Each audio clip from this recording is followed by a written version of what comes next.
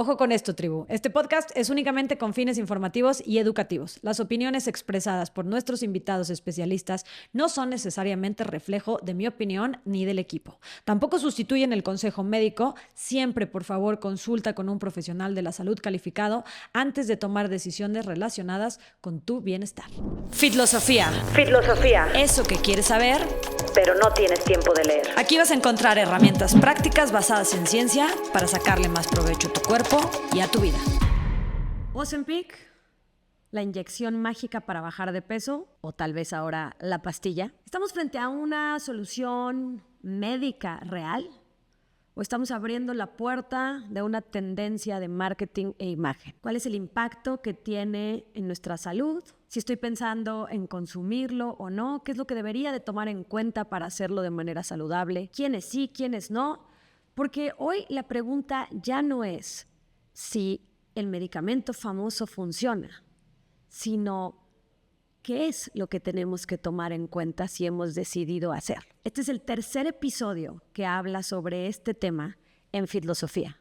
El primero fue hace casi 2 años, cuando esto apenas se empezaba a mencionar entre los famosos y no había llegado ni siquiera a nuestras esferas. Hoy la realidad es que la mayoría conocemos una o varias personas que ya están en este tratamiento. Hemos invitado a un extraordinario profesional que nos va a ayudar a resolver todas esas dudas que tú me mandas constantemente a través de las redes y que yo no tengo la capacidad ni sería ético que te las respondiera. Así que el día de hoy, el maravilloso doctor Miguel Ángel Colín con nosotros.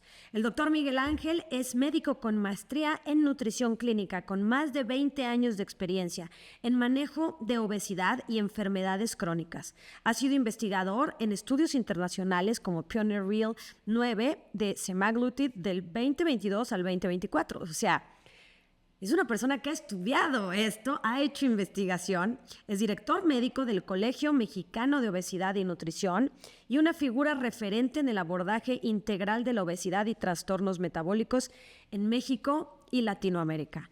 Y yo me enganché con un video súper digerible en donde hablaba de manera aterrizada, coloquial, no para otros especialistas, sino para ti y para mí, para que lo pudiéramos entender en Instagram.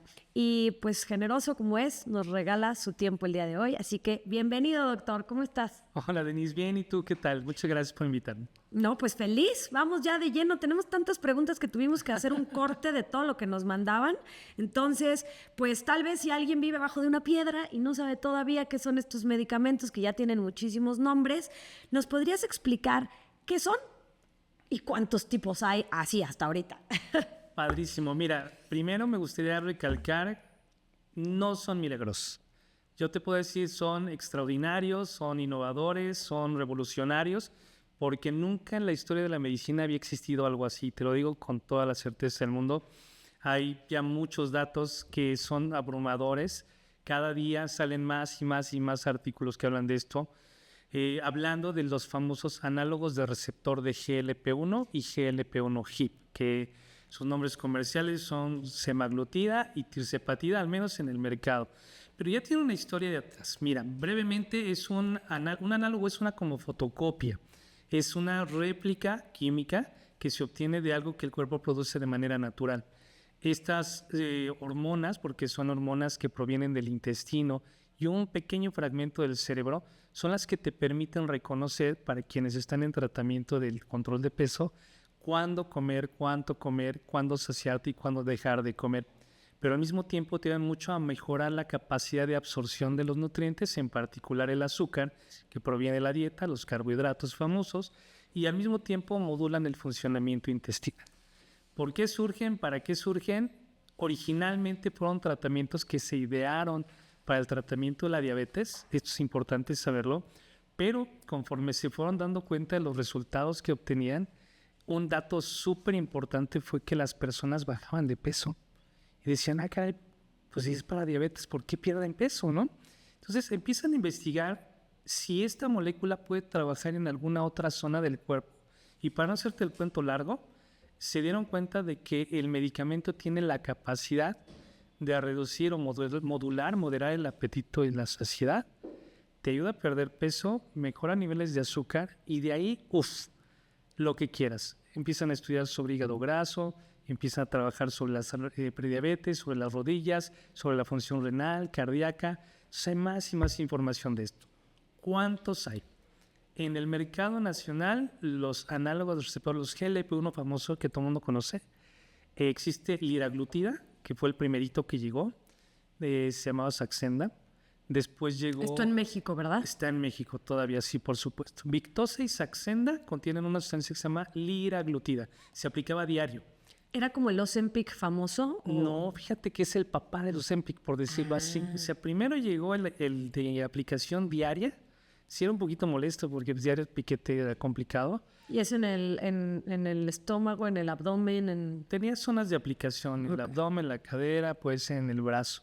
Pero lo importante de esto, me parece lo relevante, es que empezaba realmente a ser un paradigma en la pérdida de peso. Nunca se había perdido peso de una manera tan segura, tan natural, digamos, tan biológicamente correcto con estas moléculas. Después de esto, a los años 2018 sale semaglutide, el nombre comercial Ozempic, y ese fue el boom. Todo el mundo hablaba de Ozempic. 2018. Sí, semaglutide, pero liraglutide llegó en 2015, me parece. Ok. Estamos hablando de 10 años, casi 11, que llegó la primera molécula de estas. Llega semaglutide inyectable, Ozempic, se hizo muy famosa, muy popular. Al año y medio sale otra versión tomada que se llama Rybelsus. Y entonces empiezan a separar el uso de los medicamentos. Dicen, a ver, tenemos liraglutida y tenemos semaglutida, pero hay dosis que son para diabetes, es importante que lo sepan, y dosis que son para obesidad, que no son las mismas, ¿sale? Y se daban cuenta que podían orientar un tratamiento hacia la izquierda o hacia la derecha. Esto fue también muy importante porque una molécula que sirve para dos cosas tan relevantes en la salud pública del país, o sea, como una persona puede usar el mismo medicamento para dos enfermedades tan diferentes, pero que se asocian de forma tan perfecta. O sea, la obesidad y la diabetes son casi hermanas gemelas que se nutren y se construyen a sí mismas y se complican y deterioran un cuerpo de manera muy, muy rápida. Entonces empiezan a darse cuenta que trabajando sobre estas dos, el paciente mejora. Y hasta ahí, todo era maravilloso. Sale la tercera versión de semaglutide, actualmente llamada Wegovy, incrementaba más la pérdida de peso, te daba 16% de pérdida de peso, eso no existía. Una tercera parte de los pacientes llegaba a un 22% de pérdida de peso, eso es semejante a una manga gástrica. Sí. Entonces empieza a decir, oye, ya no me tengo que operar, ¿no? A lo mejor, si no tengo un criterio tan complicado, podría ser una opción. Esto no descarta la cirugía bariátrica.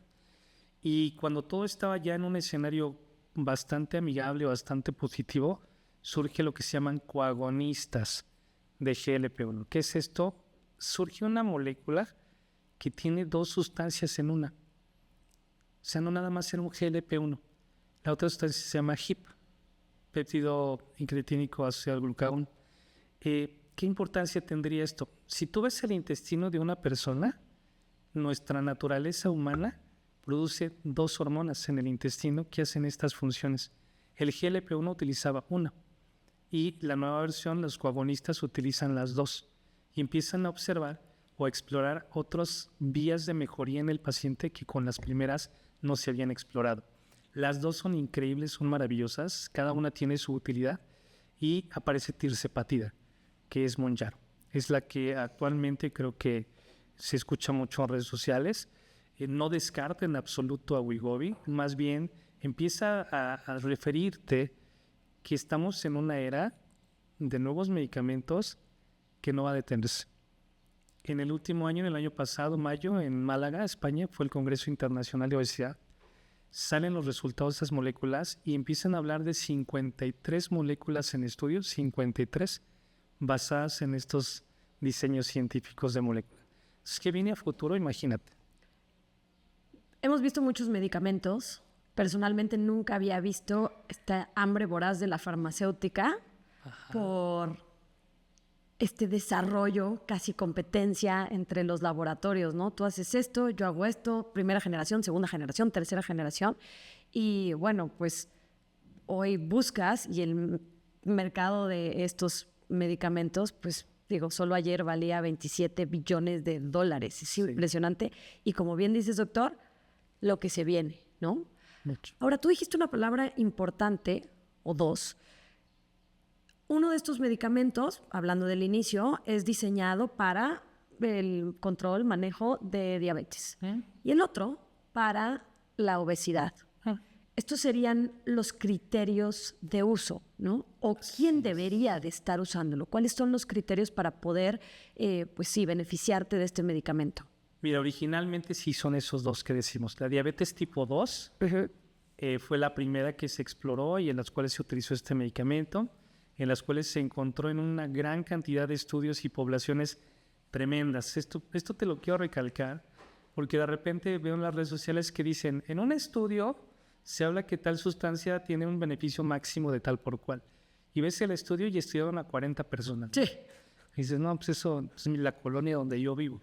Pero cuando ves estos estudios, son miles, decenas de miles de pacientes y de repente te das cuenta que hay millones de personas utilizando el fármaco en todo el mundo y que la experiencia de la respuesta al fármaco es ampliamente positiva con un riesgo bajísimo, pues definitivamente cambia. Incluso las organizaciones mundiales de salud dicen es que esto es un legado científico a la humanidad que deberíamos tener todos acceso a ello. Para que den una declaración de ese tamaño en 2025, pues es que fue muy, muy fuerte. Tú supiste en la noticia, Organización Mundial de la Salud aprueba el uso de estas moléculas para el tratamiento de obesidad y diabetes. O sea, no hay manera o no ha habido manera que diferentes asociaciones de cardiología, endocrinología, medicina interna, nutrición, la OPS, la OMS, las asociaciones de estudios de la obesidad, la de Canadá, México, todas estén respondiendo de manera positiva a la misma molécula. Esto ya te está hablando de algo que nunca había pasado de este tamaño, ¿sabes? Y entonces el otro escenario es la obesidad. ¿Por qué la obesidad? Pues mira, en nuestro país, ¿no? Ya estamos pegándole al 80% de la población adulta con obesidad. La obesidad se asocia a más de 220 enfermedades. Es la principal causa incapacitante y aceleradora de complicaciones en enfermedades como la diabetes y la hipertensión, el cáncer y enfermedades del corazón y del riñón. O sea, tú te puedes enfermar de la hipertensión, de la diabetes, del riñón, del corazón. Y si te da o si tienes obesidad, es un acelerador brutal para que tengas un desenlace malo. O sea, el catalizador de muchas enfermedades, lamentablemente, puede ser la obesidad. Pero además, puede ser el origen. ¿Cómo llegamos a tener obesidad desde el 19% en el país? Que la principal causa de mortalidad en México sea el corazón, que el riñón en la actualidad y el hígado graso se consideran enfermedades tan graves y que todas se asocian a la obesidad. ¿Sabes cuántos tratamientos, digamos, protectores teníamos hace 5 años o 10 años? Ninguno. Tenemos reductores de peso, quemadores de grasa, teníamos, o sea, medicamentos para perder peso sí teníamos. Pero que hubiera uno que dijera, yo te puedo ayudar a prevenir un infarto, puedo ayudar a disminuir el riesgo del riñón, no teníamos hasta ahora. Entonces, esta competencia, perdón, Denise, me parece que aparte de lo comercial que pudiera ser, es una competencia de desarrollo científico innovador, donde grandísimas personas de una mente brillante están alcanzando resultados muy, muy importantes. Y doctor, lo que encontramos aquí en una muy por encima investigación es que justo quienes deberían de consumirlo, las personas indicadas, son aquellos que tienen un IMC arriba de 27 acompañado de al menos una enfermedad relacionada al sobrepeso, como bien lo dices, diabetes tipo 2, hipertensión arterial, etcétera. ¿Es así el criterio todavía? O sea, independientemente del porcentaje tan amplio que tenemos tristemente en nuestro país y en otros países de obesidad, ¿estos son los criterios para consumir, estar bajo la medicación? Esos son los criterios de prescripción basados en la evidencia de resultados y en el rango de seguridad. O sea, cuando tú vas a hacer un estudio clínico, tienes que seleccionar una población y definir qué criterios debe de cumplir para ver si tu medicina funciona. Haz de cuenta que si tú haces mucho ejercicio, yo quiero ver si un entrenamiento determinado va a generar incremento de masa muscular. Pues sabes que vamos a agarrar una población de tal edad que entrene tanto tiempo en el gimnasio con este sistema, pero que a lo mejor no tenga una enfermedad gravísima que le impida el movimiento o una lesión grave. Entonces, todos esos criterios son tomados en cuenta para que sea un resultado confiable. Cuando utilizas el índice de masa corporal, no estás pensando ni en el porcentaje de grasa, Claro. ni en la masa muscular. Claro. Ojo, pero es necesario utilizar una medición, un indicador, para homologar un conjunto de personas. Es que es necesario. Sí, y por eso te debería de acompañar un médico, porque hay atletas en las Olimpiadas que tienen probablemente un IMC pues de este nivel, pero estamos hablando de puro músculo, ¿no? Por supuesto. Entonces tendría que acompañarte alguien. Y justo en este acompañamiento, doctor, ¿por qué hay tanta gente, y esto lo digo, gente que me escribe, gente que conozco, gente con la que convivo, que tiene acceso al medicamento, que claramente, y a lo mejor aquí estoy juzgando y no debería, o sea, no cumple con este criterio? O sea, definitivamente el IMC, ni de grasa ni de músculo, y aquí esto que dice, pues, que deberías de tener por lo menos una enfermedad relacionada, pues hay gente que nada más quiere bajar de peso. Sí. ¿Cómo pueden obtener el medicamento? O sea, no necesitas una receta, no es menester que te acompañe un especialista para poder comprar el medicamento. Mira, es importante, es necesario y es indicado. O sea, eso es cierto. Lamentablemente, en la vida real no existe este control tan estricto, tan preciso. No es un medicamento de una clase tal que se pueda considerar un medicamento controlado. Por lo tanto, se puede adquirir. ¿Cuál es el riesgo de hacer esto? En primera instancia, una de las ideas que a mí me sacuden mucho las neuronas es, a ver, si no sabes cómo funciona, ¿cómo lo puedes usar sin que alguien te diga cómo hacerlo? O sea, es muy, muy peligroso el empezar a dosificarte en base a experiencias ajenas. Claro. O sea, es como la misma dieta. Yo le digo, es que, ¿saben las dietas del zapato de la Cenicienta? Está bien precioso, de cristal, bellísimo, y todo el mundo quiere meterle piel que te apriete, y no es cierto. Cada quien tiene su medida, y en el caso de los medicamentos es lo mismo. ¿Para qué lo quieres? ¿Cuánto tiempo lo vas a usar? ¿En qué dosis? No puedes replicar las mismas dosis. Eso es peligrosísimo. Entonces, por supuesto, la recomendación ideal es alguien que sepa usar esto, que por lo menos sepa cómo funciona, que te lo mande. Si no lo hace así, pues asume los riesgos que no son necesarios. Decías uno bien claro. ¿Qué pasa con las personas que no cumplen criterios, pero va es seductor? Les atraen. Oye, mi comadre bajó un montón de peso y hasta se ve más delgada que yo quiero. Yo también voy para esto. Sí. Empiezan a crear una idea de es que es más fácil, es que es más práctico, es que da resultados, pero te olvidas de algo diferente. Es una molécula que no va a trabajar solamente en tu grasa, va a trabajar en muchos órganos de tu cuerpo, incluyendo tu sistema nervioso central. Y tienes que aprender a comunicar. Es un mensaje, la molécula que te es un mensaje a diferentes órganos de tu cuerpo. Y esos mensajes van a cambiar la forma en que tu cuerpo trabaja. Y entonces el alimento y el ejercicio tienen que acoplarse perfectamente a esta molécula. Y quien lo sepa organizar te lo va a dar sin ningún problema.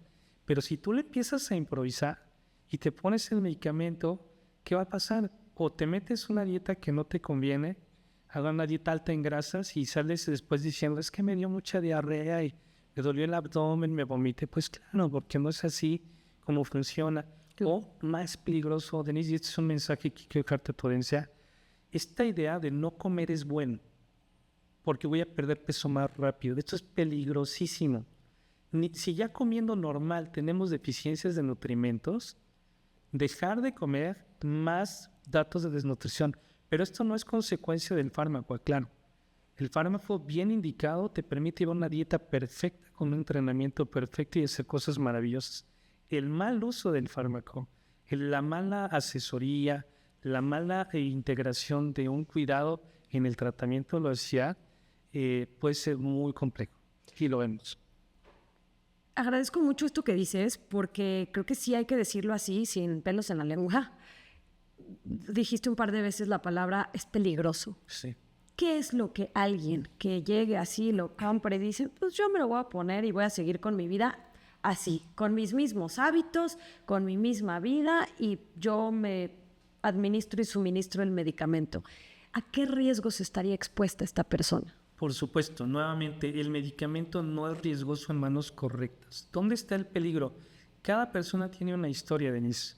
De hecho, la forma en que ha construido su estado de salud o enfermedad tiene una historia muy detrás, emocional, física, biológica, de alimentación.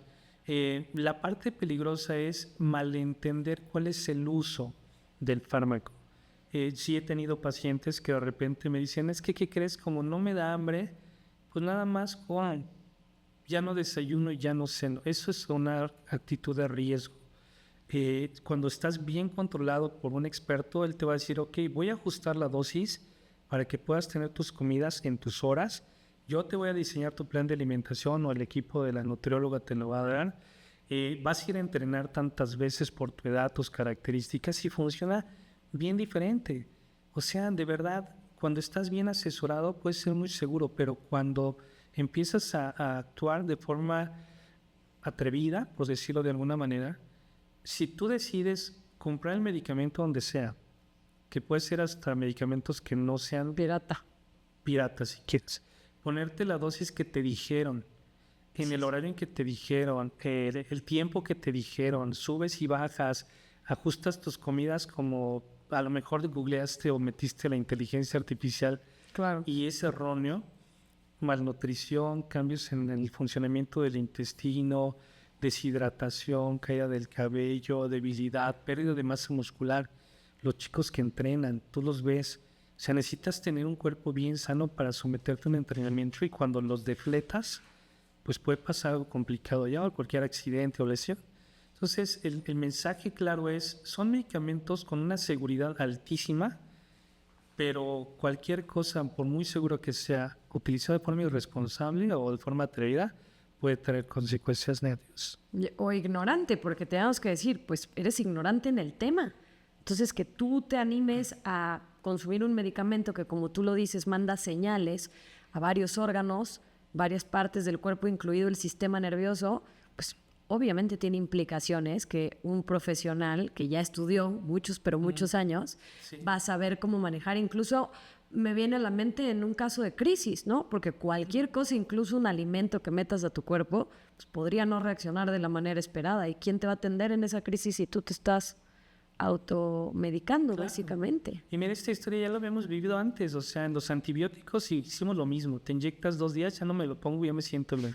Y las pastillas para la diabetes, para lo que quieras, siempre creemos que podemos manipularlo al antojo, pero eso siempre la automedicación asume un riesgo. Pero mira, por otro lado, no quisiera tampoco juzgar a las personas porque toman estas actitudes. Lamentablemente en nuestro país y en otras partes del mundo existe un tremendo estigma y una presión social por la imagen corporal muy fuerte. Es verdad. Y muchas veces agresiva. Entonces, yo me imagino una persona que ya está muy cansada, muy frustrada de querer perder peso, ha intentado todas las dietas, métodos, formas, masajes, no le funciona, se entera de esto y dice que es para mí. Y cuando empiece a ver resultados, podría ese impulso de muchas cosas detrás conducirlo a una conducta que no es segura. Ahí también se vale intervenir. Por ejemplo, si tenemos un amigo o una amiga que estén corriendo en esto, le digo, a ver, ¿sabes qué? Vente para acá. Si quieres usar este medicamento, te voy a llevar con fulanito tal, con el doctor tal, la doctora tal, y mejoraslo bien. Que te acompañe alguien a hacerlo bien. Sí.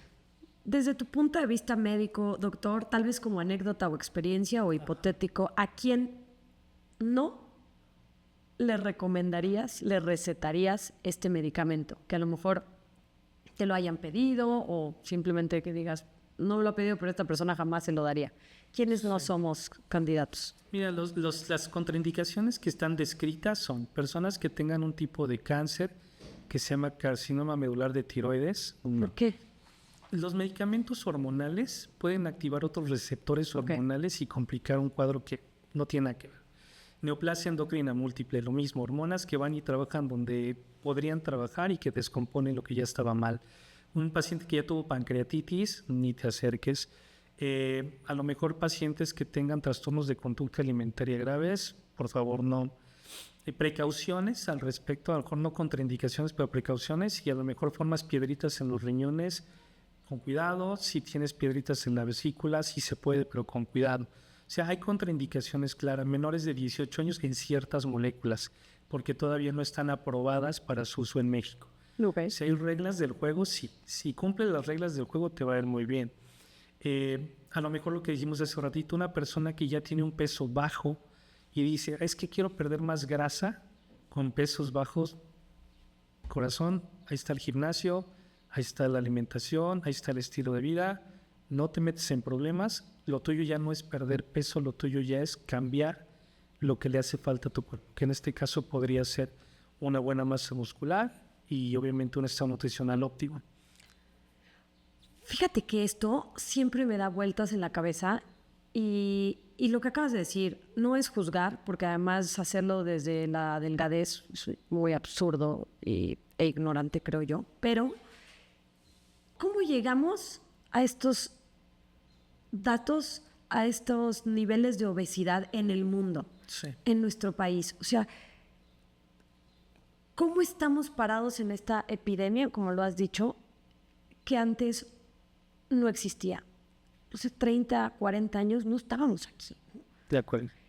¿Cómo es que llegamos a este momento en donde ya se requiere un medicamento que atienda esta epidemia cuando hace 40 años no lo hubiéramos necesitado? Socialmente, ¿qué ha sucedido? Todo. Nuestra vida, bueno, tú eres muy joven, quienes somos contemporáneos de los años 70, teníamos una calidad de vida totalmente diferente. Éramos mucho más activos, no tendríamos televisión 24/27, no teníamos dispositivos electrónicos, no teníamos videojuegos, consolas, no había lugares a los que salir. Casi todas las cosas se hacían caminando. No utilizabas tanto un transporte, la vida era más segura, era más tranquila. El trabajo te quedaba 15 minutos y todo el trabajo era más corto. La calidad de vida era mejor y los gastos eran menores. Hoy es completamente diferente. Somos vertiginosos, necesitamos más tiempo de trabajo, más tiempo de atención, más estrés, más demanda, más exigencia de trabajo. La alimentación hizo una transición alimentaria. Pasamos de productos naturales a productos sintéticos ultraprocesados en grandísimas cantidades, de bajo costo, lo cual es accesible para cualquier persona, pero de consumo inmediato. Aditivos en las comidas que potencian todavía más el estímulo de querer seguir comiendo. Este nivel de estrés, ansiedad, se conjunta con un estado también de ansiedad y estrés depresivo. Cambia el estado de ánimo de las personas cuando se bajonean, dicen ahora, o se angustian mucho, buscan una manera de refugiar su estrés en algo que lo haga sentir bien. Y muchas veces puede ser alguna sustancia o algún alimento, o simple y sencillamente desconectarme viendo el dispositivo o la televisión horas en una serie para que mi mente se distraiga y pueda descansar. Nos desvelamos mucho más. ¿A qué hora te duermes? Duermes súper poquito. ¿A qué hora vas al gimnasio? Hoy caminar es un ejercicio. Sí. Caminé 10 cuadras, ya es mi ejercicio. Y no es que esté mal, pero no era como pasaba antes. Eso más la genética. Fíjate, acabas de mencionar hábitos. Sí. En un contexto social que a veces no permite el entorno realmente tener mejores hábitos. Estrés, salud mental en general, sedentarismo, ¿no? Lo que dices, horas frente a pantallas, cualquiera que ésta sea. Hábitos de nutrición que a veces no son tanto responsabilidad de quien los consume, sino también de quien los produce, ¿no? Todo lo que dices, aditivos. Y entonces estamos en esta epidemia que se tiene que controlar, creo yo, esa es su opinión personal. Pero, ¿qué crees tú que va a pasar si estos hábitos no cambian? Si la gente ve el beneficio, el resultado que estaba esperando, sin el cambio que tuvo que haber hecho de hábitos, ¿no? Porque vemos mucha gente consumiendo el medicamento, pero la vida sedentaria sigue y se siguen desvelando y el estrés sigue solamente que ahora tengo más saciedad, necesito menos de estos alimentos, aunque sigo consumiendo ese mismo tipo de alimentos, necesito menos y ahora por lo menos frente al espejo y como bien dices, la presión social se acabó. ya nadie me señala, pero mis hábitos siguen siendo los mismos. ¿Qué va a pasar ahí, doctor? Fíjate que es un escenario complicado y que por eso yo creo que estas moléculas van a hacer un cambio brutal. No sé si has escuchado hablar de lo que se llama el set point o el punto de ajuste. Pero platícanos, por favor. Básicamente el punto de ajuste es la manera en que tu cuerpo se adapta a los cambios que ocasionan tu cuerpo ganando peso a lo largo de tu vida. Yo hoy tengo una edad X. No, díganos, doctor. Tengo mis bonitos 49 años y he pasado por muchos pesos, peso muy alto, peso muy bajo, y mi cuerpo siempre ha buscado una estabilidad. Su trabajo es encontrar un equilibrio, ese es su trabajo. No puede quedarse ni abajo ni arriba. Pero cuando haces una modificación, por ejemplo, ganas peso, generas sobrepeso, obesidad, todo tu cuerpo, a nivel hormonal, a nivel neuronal, a nivel de tus defensas, de tu estructura, se adapta a esa nueva versión de ti. Ya eres esa persona, así como alguna vez fuiste un niño de 1,5 metros y ahora es un hombre de 1,85 m, ya cambiaste. El cuerpo hace lo mismo. Todo tu cuerpo tiene una genética que produce en su interior información suficiente para crear una memoria. Ya se aprende cómo es.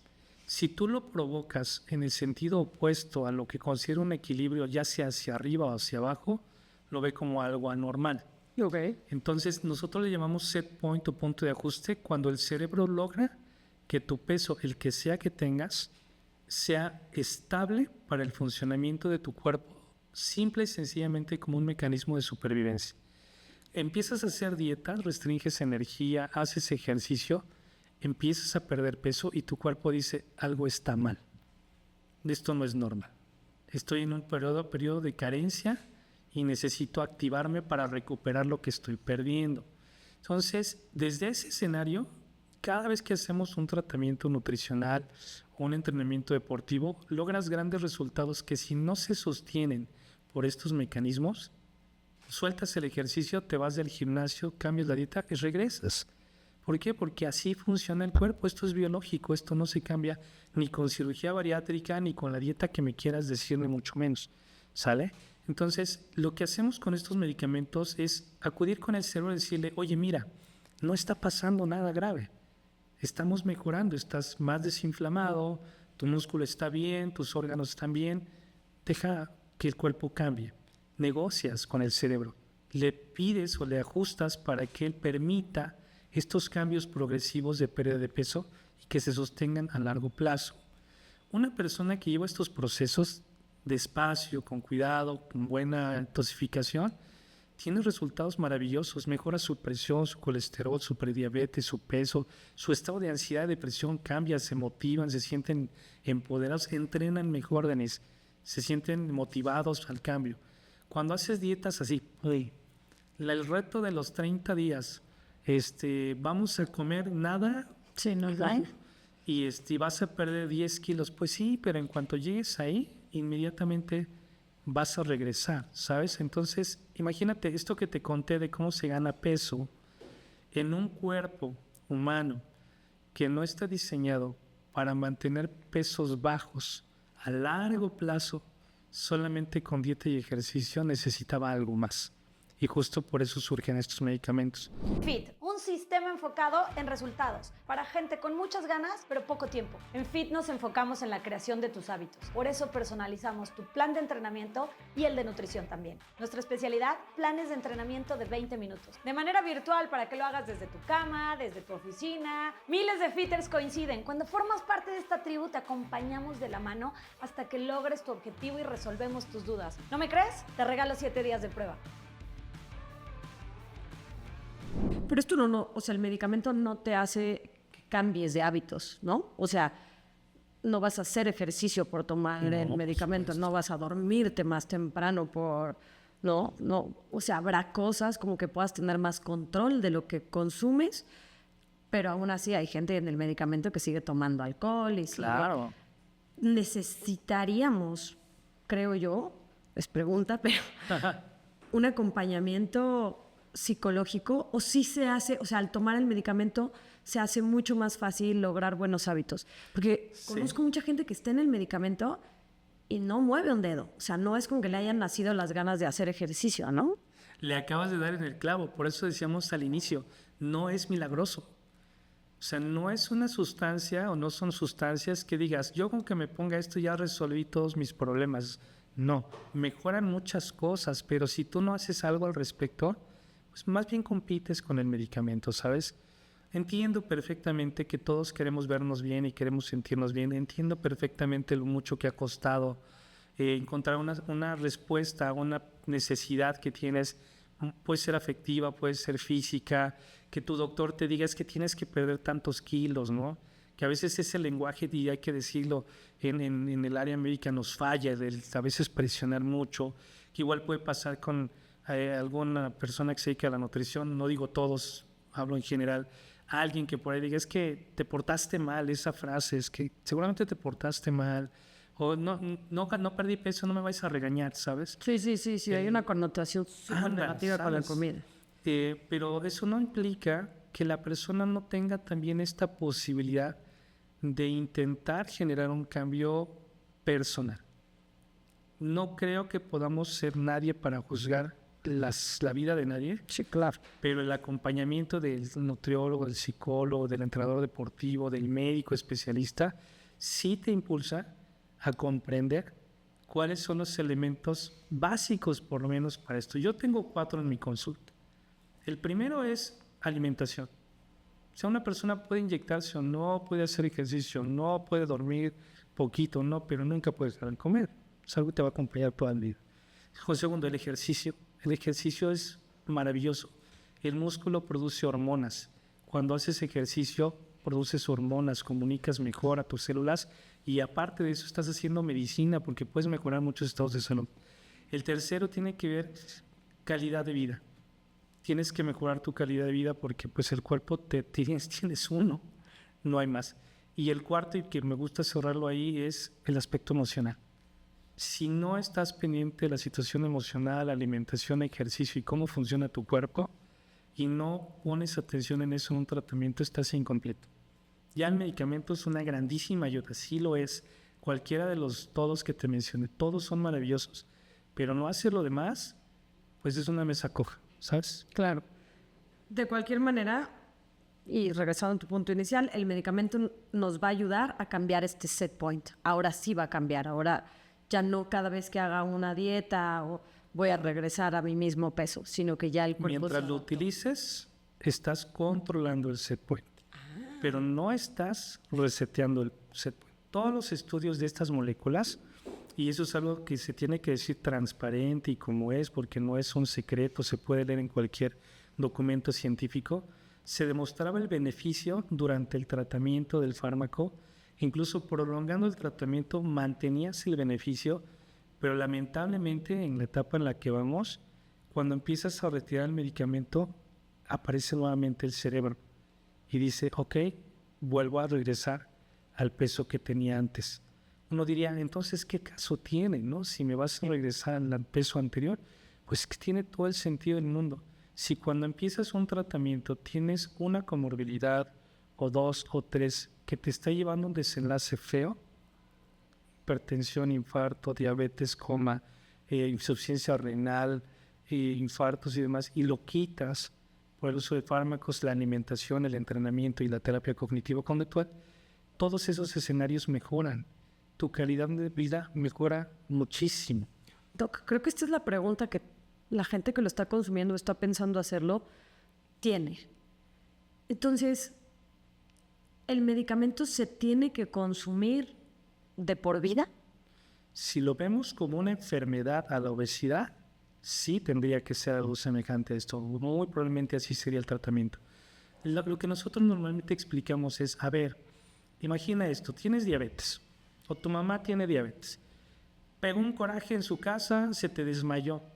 La subiste al carro, la llevaste al doctor y le checan el azúcar y trae 400 de azúcar. Y te dice, yo tengo desde hace 10 años que me dijeron que tenía diabetes. Y medio me cuido, ¿no? Luego hago la dieta, luego voy al doctor. El doctor que te atiende te dice, te voy a dar aquí esta tabletita o esta inyección. Bueno, llevas tu alimentación, la pones a caminar, baja de peso, te pones su medicina y ya en la siguiente consulta, doctor, y todo está perfecto. ¿Qué haces? le quitas todo y ya vives feliz. No puedes. Entonces, estas famosas microdosis que vemos los mundanos en las redes sociales de te voy a dar una microdosis y poquito a poco te vas a ir acostumbrando a vivir sin el medicamento, no existen. Esa es otra cosa diferente. Lo que se explora con las microdosis, que incluso no es una indicación en este momento, porque todavía está en estudio, sí debo reconocer que hay artículos que hablan, oye, pues si es que la dosis, y cada cuándo, y si se espacia más tiempo, podría funcionar. Eso ahorita se está investigando. La indicación es semanal, si es el inyectable, y las dosis que correspondan. Lo que empieza a generar una nueva visión de esto en algún segmento de la sociedad, pero también del área científica, es que todos somos diferentes, Denise. Todos somos diferentes. Entonces, podría ser, no lo puedo asegurar porque no tengo la evidencia en la mano, Claro. o al menos así se explica, podría ser que personas no requieran tanta dosis del fármaco para lograr el objetivo determinado. Por ejemplo, yo tengo una dosis de semaglutida, 0.25 miligramos, avanzo a la siguiente dosis y el paciente mejora muy bien y va muy bien, yo puedo quedarme en esa dosis. No tengo que avanzar y avanzar y avanzar a la dosis más alta. Si el criterio del médico, una vez obviamente analizando la cuestión, es que esta es mi microdosis porque no hago la dosis máxima, vale. O sabes que vas muy bien, creo que si bajo un poquito podemos sostener el mismo efecto, pero te estoy cuidando. Entonces, esto es lo que dio pie a estas versiones de cuál es la dosis individualizada, personalizada para cada paciente. Pero es un ajuste del medicamento como lo harías con cualquiera, no es un famoso microdosis que te voy a ir quitando el medicamento hasta que ya nunca más lo necesites. Porque yo pienso en familiares míos que son diabéticos, hipertensos, pues jamás imaginaría al médico diciéndole, bueno, pues tú sigues con tus mismos hábitos de entrada, estos son mis familiares, ¿eh?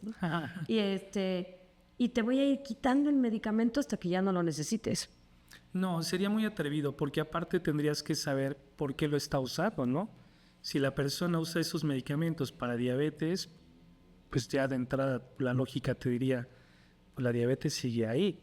Igual pasaría con la obesidad está controlada en este momento. Yo podría pasar que le reduzca la dosis a un paciente mío, que lo he hecho, una dosis a lo mejor de 5 miligramos de tirzepatido cuando venía del doble.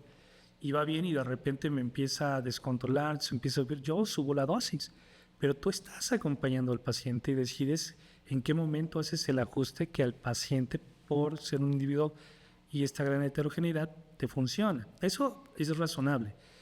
Pensar que porque lo estás quitando despacito, ya se va a eliminar la necesidad del fármaco, no.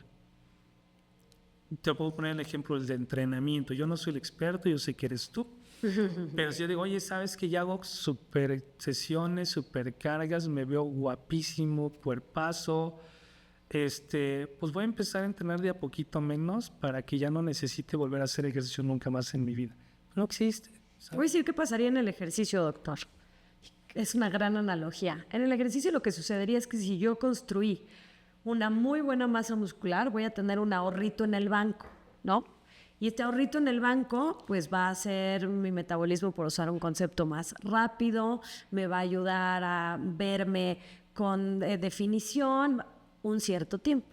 Cuando pase el tiempo de cada persona, recuperarás la grasa, perderás el músculo y seguramente también perderás condición, fuerza y todo lo más si dejaste de entrenar. Y esa justamente es la pregunta. Entonces, si yo suelto el medicamento, a lo mejor tengo un colchón en donde digo, ya bajé de peso, me siento bien, incluso a lo mejor gané ciertos hábitos que me activó el tener menos peso, pero eventualmente, o más bien finalmente, voy a regresar a mi set point.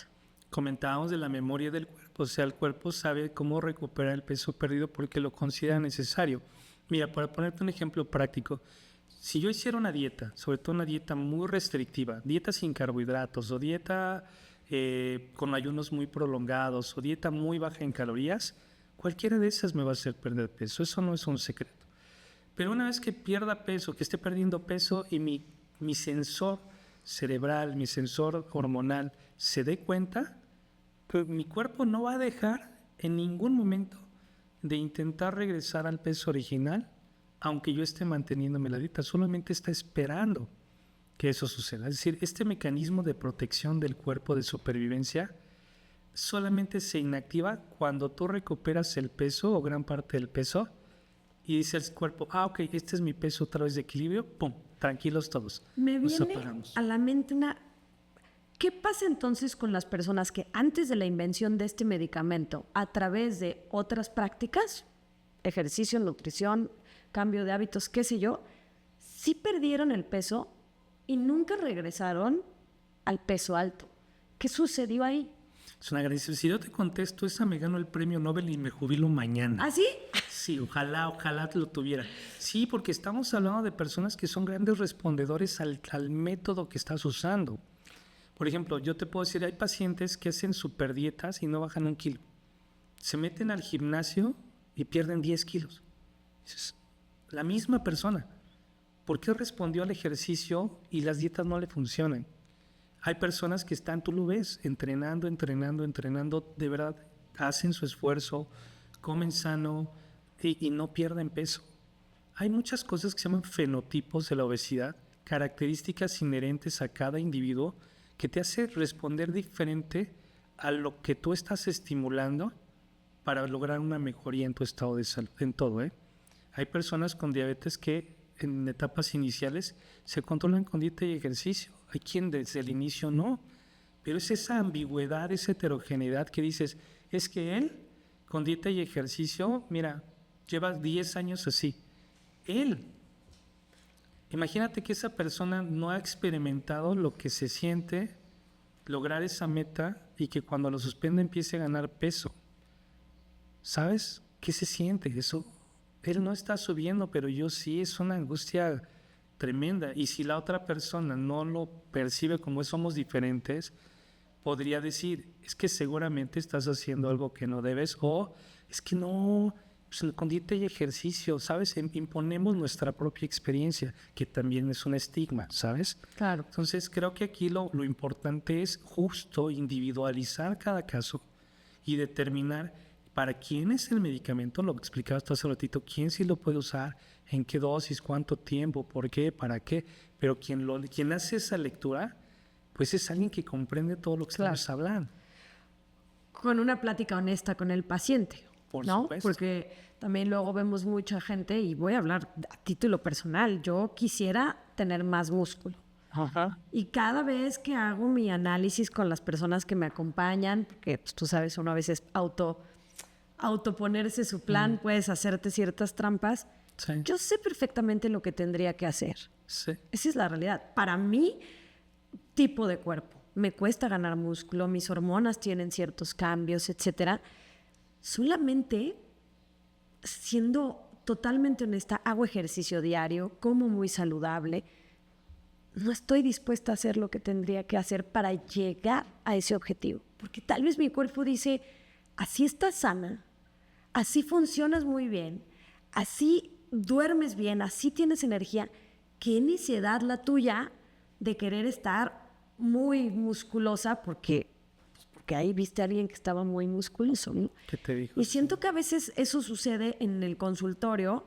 A mí me llega gente que me dice, es que como muy saludable. Y cuando ya le sacan las nutriólogas su cuenta, les, o sea, sí comes saludable y estás para lo que comes, solo no estás comiendo o estás entrenando de acuerdo al objetivo que traes. Cierto. Que eso también es muy frustrante a veces. Pienso que solo con hacer lo que vi ahí en un TikTok o lo que hace mi hermana me va a funcionar, y pues a veces llegas incluso con el especialista y medio le mientes porque ¿qué tal que digo esto? ¿No?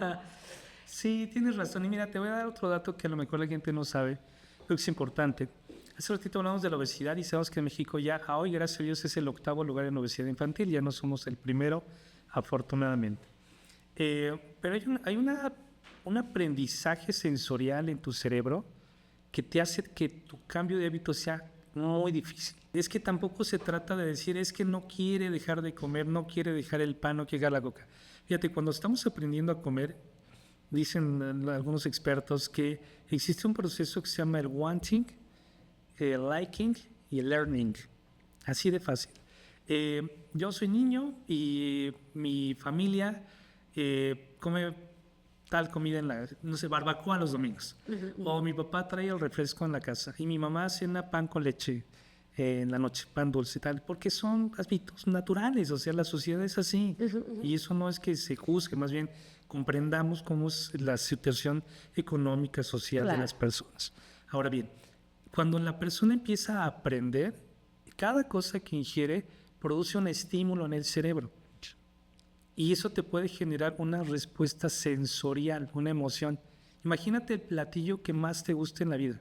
Sí. Lo pruebas, te lo imaginas ahorita y dices, ay, aquí con mi mamá y me daba, y empiezas a salivar y no tienes nada aquí. Total. Entonces, ¿qué pasa? Que vas fortaleciendo esta información, tu cerebro lo guarda y cada vez que lo comes te explota la mente con esto que se llama dopamina y te hace feliz.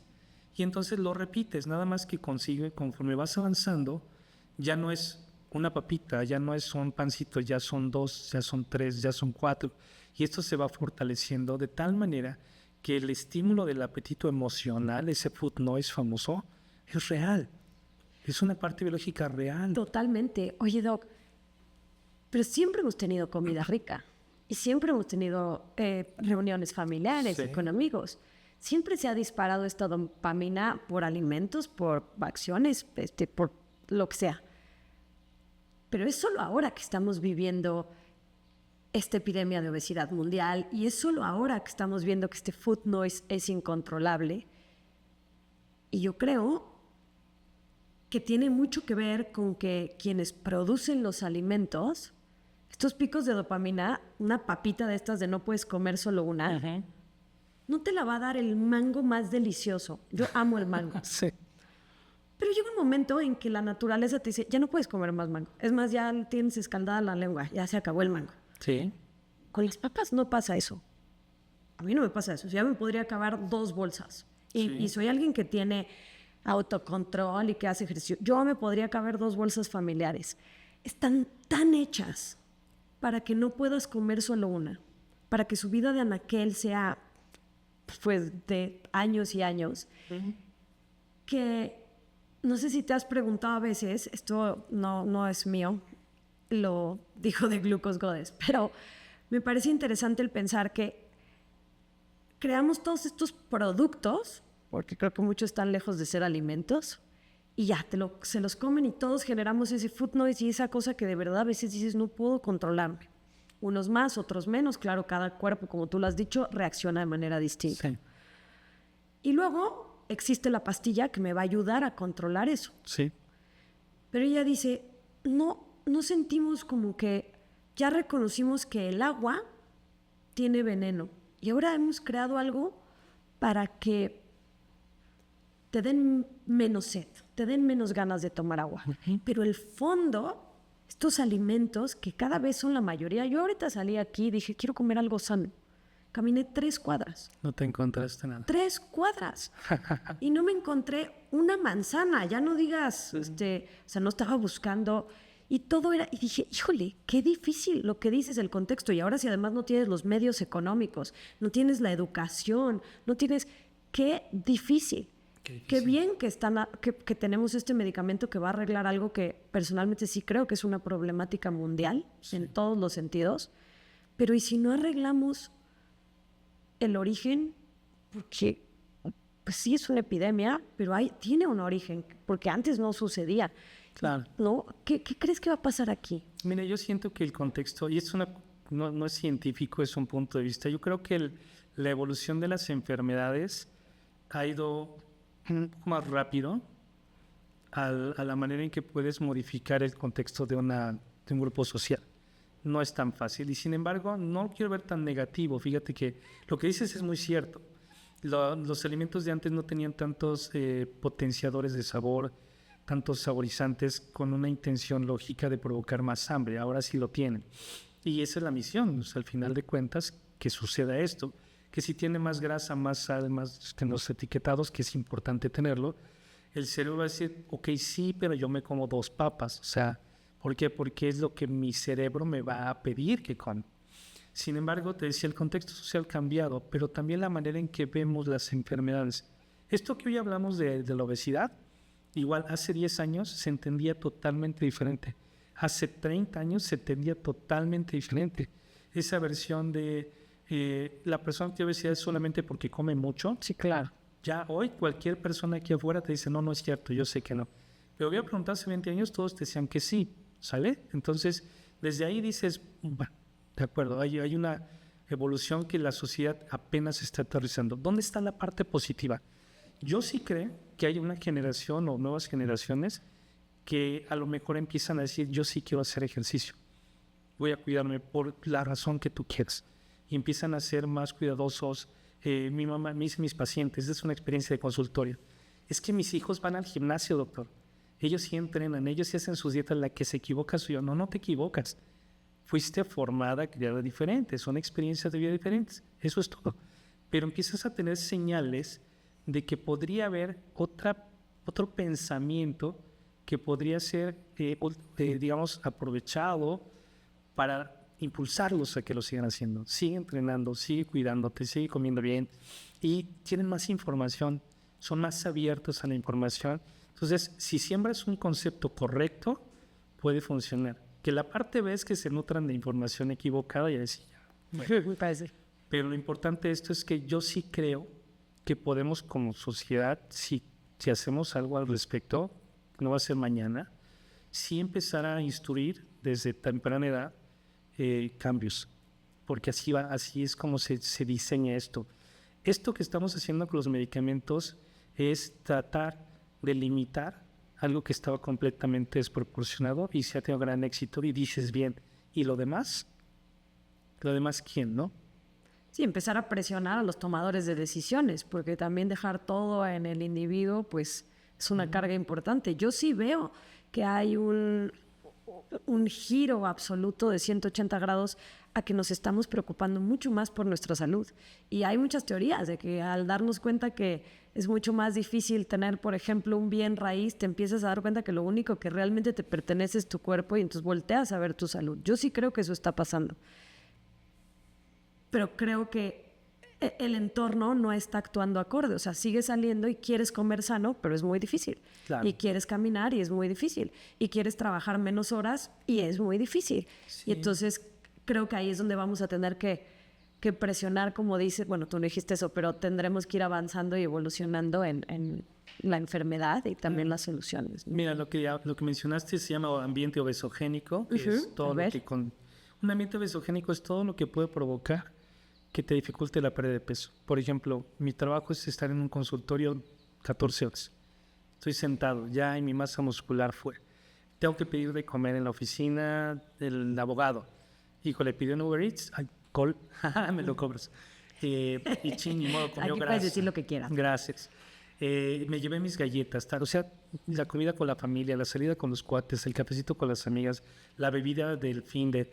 O sea, hay muchas cosas que a veces no pensamos como si no existieran, porque estoy bien concentrado en mi masa muscular y mi grasa y mi dieta. Pero todo lo demás existe, Claro. Entonces te perturba.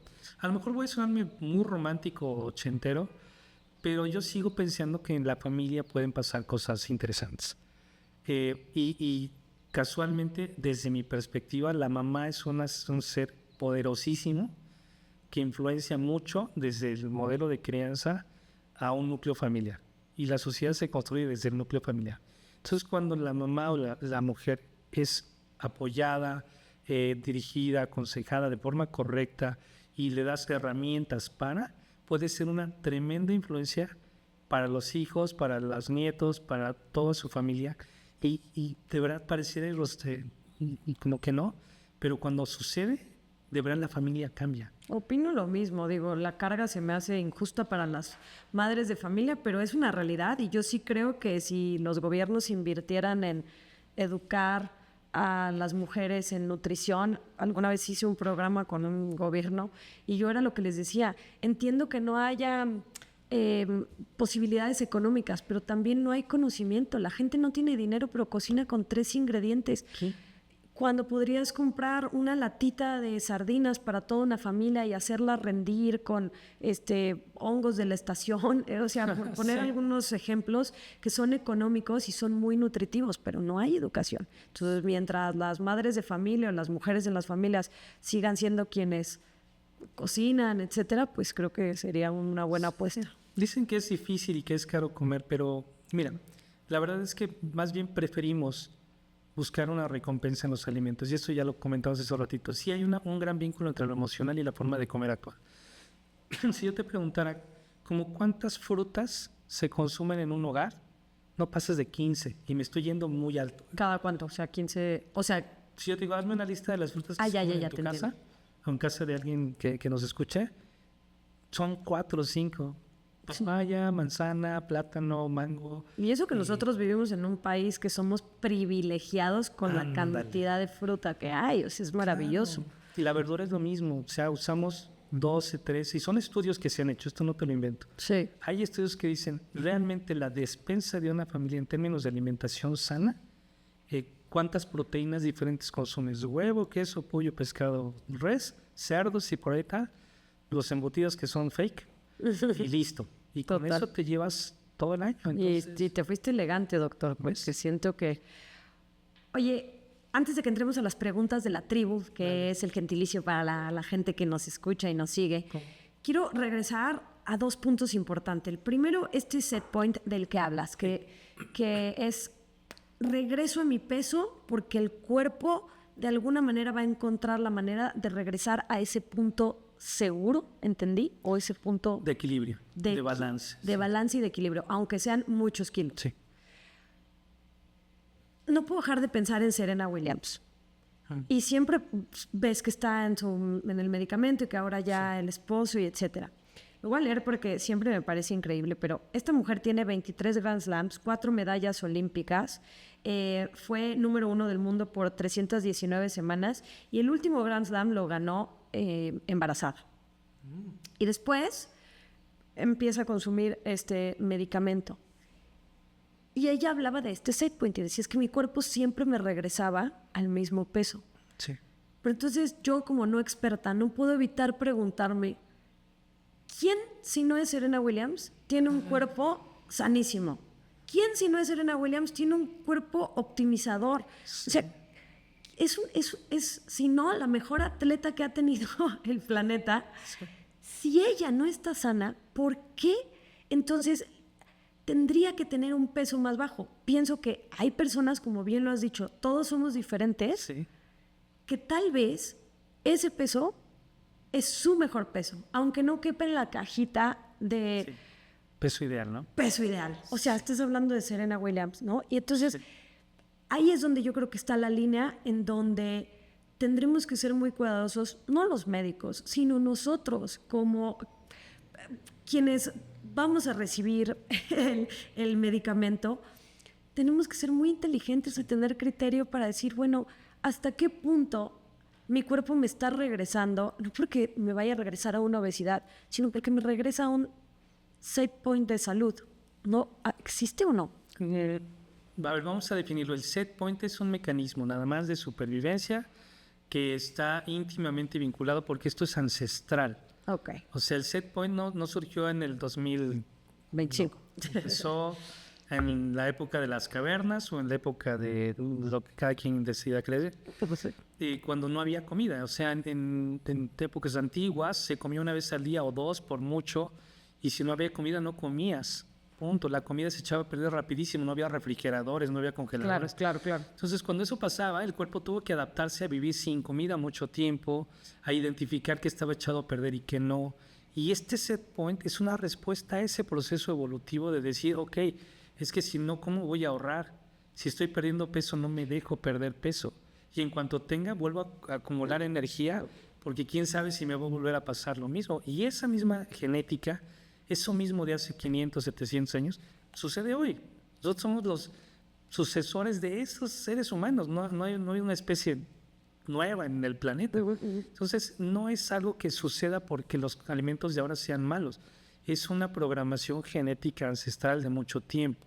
Ahora bien, sabiendo esto, cuando el cuerpo cambia, el impacto que va a tener en la salud va a depender de factores personales, su herencia, su genética. Si una persona desarrolla un problema de sobrepeso, obesidad, y metabólicamente hablando no desarrolla diabetes, ni prediabetes, ni tal, pues esta persona podría decir que tiene una obesidad, le dice la exposición de Lancet, preclínica. Eso se definió el año pasado.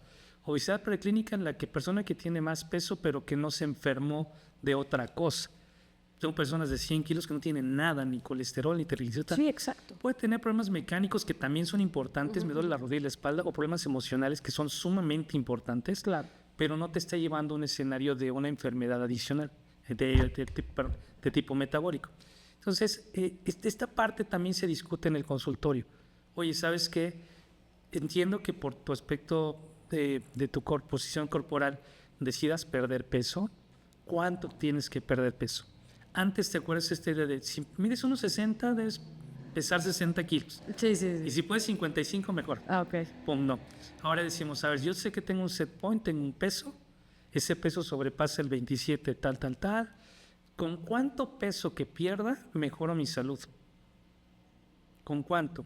¿Con el 5%, con el 10%, con el 15%, con el 20%? Y lo programas así. Ok. Ya no estás persiguiendo un kilaje, estás persiguiendo un cambio, una evolución, una transformación. Y esto me lleva al último concepto.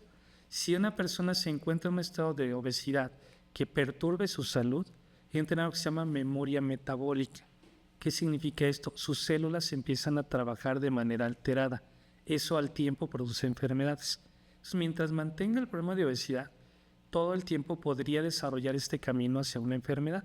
Cuando lo cambies a un estado de mejor condición física o salud, o composición corporal, o como cada médico lo maneje, cambias el funcionamiento del cuerpo y entonces, aunque no tengas el peso ideal que la gente piensa que hay que lograr, ya hay mejoría. Sí, Claro. hay mejoría. Sí, claro. Digo que Serena Williams, desde mi muy personal punto de vista, no era obesa. Exacto. O Entonces, sea, en el caso no de sé cuál ella, era su... corpulencia, su capacidad física está perfectamente adaptada para ser una atleta de élite, maravillosa porque es impresionante todo lo que ha logrado. Y sin embargo, no solamente está pensando en su grasa corporal. ¿Cuál es la grandísima ventaja de ella? Pues su masa muscular.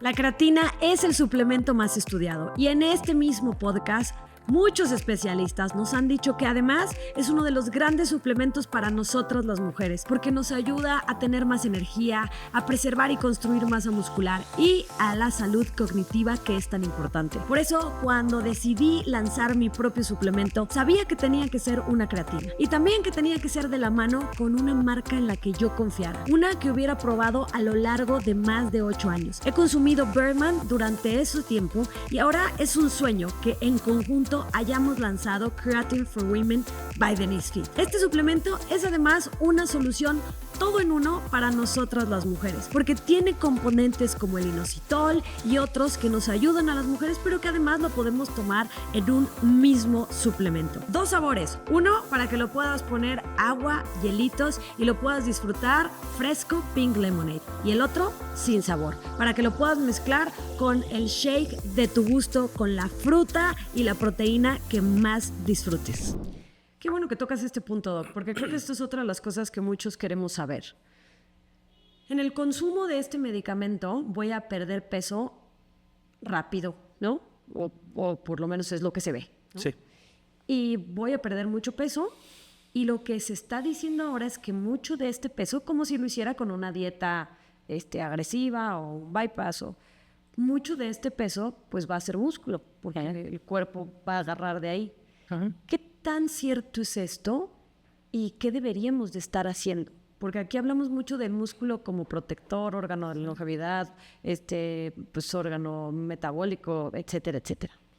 Mira, los medicamentos, las dietas, los entrenamientos, no necesariamente de ejercicio, sino a lo mejor alguna técnica de yoga o caminata. La cirugía bariátrica, en todos los casos, se pierde masa muscular. Es más fácil.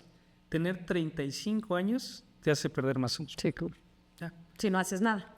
Claro, pero biológicamente las personas a partir de los 35 años, por naturaleza humana, van a perder masa muscular. Si son sedentarios, pues más rápido. Si entrenan, pues pueden hacer el efecto contrario. Y ahí está la respuesta a lo que me estás platicando. Si yo sé que voy a entrar a un tratamiento con una molécula de estas y voy con un nutriólogo clínico, médico, investigador, guapo, de color negro, lentes, no soy yo, no se preocupe. Y esta persona te puede orientar, desde el inicio te va a decir, ¿sabes qué?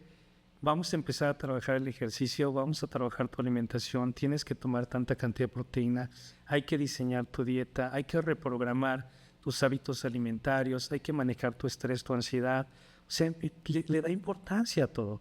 Y entonces la posibilidad de que tengas un escenario grave de pérdida de masa muscular es menor. Ahora, definamos, no es lo mismo masa muscular que masa libre de grasa que masa pendicular. Tú lo conoces. Si yo tengo aquí un trozo de músculo que trae tendones, ligamentos, grasa, vainas, agua, tal, y en el esfuerzo físico de entrenamiento, dieta o medicamento se reduce el tamaño, esto no habla de enfermedad, habla de una modificación o remodelación del músculo. ¿Cómo lo demás? Si tiene fuerza y tiene función, aunque esté más chico, es más sano. Doctor, fíjate que noto que mis piernas están más delgadas, brazo, pero cargo más peso. Agarro unas mancuernas de más libras, cargo a mi nieta, subo y bajo escaleras, me siento más ágil, me brinqué una barda, ya camino más distancia sin agitarme. Ok, el músculo no está comprometido. La masa libre de grasa es, vamos a medir el músculo sin tomar en cuenta la grasa que contiene y voy a sacar un cálculo. Y la masa pendicular es la fibra muscular per se. Eso no se mide en un equipo de bioimpedancia, eso hay que hacer un estudio de resonancia magnética que nadie te va a mandar a hacer. Fíjate que el DEXA más o menos creo que estaría como masa libre de grasa, pero pues no es tan fina, todavía le falta un poquito para resonancia magnética. Pero sí es importante, sobre todo para que no me los espanten. Una persona que pesaba 100 kilos y bajó a 80 o a 75 kilos y te dice, perdiste masa muscular, ¿perder qué? ¿Qué de la masa muscular? Porque cuando vuelvo al punto, cuando yo digo masa muscular, hablo de muchas cosas que viven dentro del músculo, que existen dentro del músculo. ¿Qué de mi masa muscular estoy perdiendo, doctor? ¿El agua? ¿La grasa? ¿Qué estoy perdiendo? ¿Sabes? Para que no se malinterpreten, te estás perdiendo toda la proteína. Hay por ahí un estudio que se llama Semalin, que hizo una empresa que maneja semaglutide, donde demostró ya con equipos de DEXA y demás, que la pérdida de masa muscular no es tan alta en términos de masa pendicular como se pensaba al inicio. De hecho, el porcentaje de grasa es muy superior en pérdida que el músculo. Ahora, si el paciente ya está en una estabilidad de su peso, lo colocas en un escenario de entrenamiento deportivo y lo nutres, por supuesto que pueda recuperar su masa muscular y no hay problema.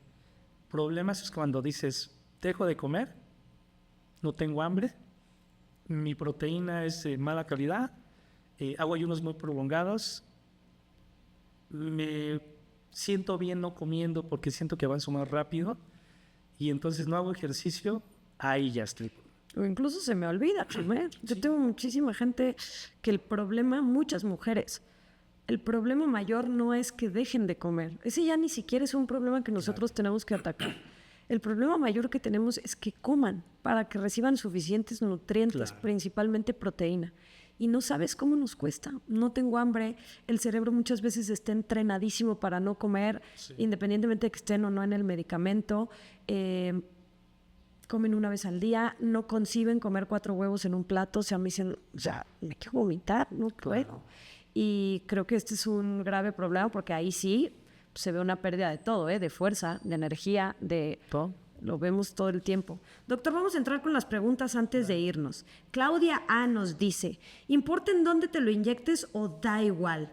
Cada vez que lo inyecto en mi estómago me da diarrea y me cae pesada la comida. Y cuando lo hago en el brazo o las piernas me va mejor. Ok, bueno, mira, la verdad es que las zonas de aplicación lo que pretende es que tengas un poco de tejido subcutáneo, grasita donde se pueda colocar. La grasa del cuerpo, el tejido tiene una red de arterias que permiten su buena distribución, pero el medicamento no va a trabajar en la zona de aplicación. O sea, es una forma de administrar el medicamento para que vaya donde tiene que trabajar.